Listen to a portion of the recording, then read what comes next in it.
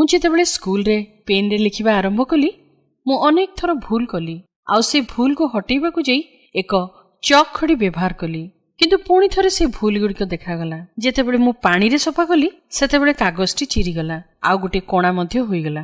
ଏହାର ପରିଣତି କ'ଣ ହେଲା ଜାଣନ୍ତି? ମୋର ଶିକ୍ଷକ ମୋତେ ସେଦିନ ବହୁତ ରାଗିଲେ ଓ ସେ କହିଲେ ତୁମ ଖାତା କେବେ ମଧ୍ୟ ସଫା ରୁହେନି।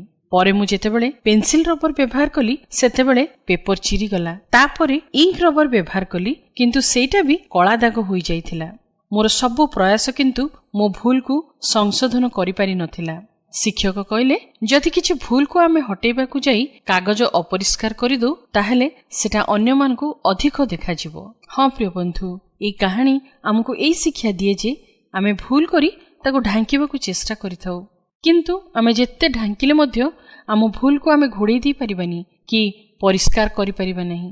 ଆମ ପାପକୁ କେବଳ ଈଶ୍ୱର କ୍ଷମା କରିପାରିବେ, କାରଣ ଈଶ୍ୱର କେବଳ ଆମ ପାପ କ୍ଷମା କରିବାକୁ ସକ୍ଷମ ଅଟନ୍ତି।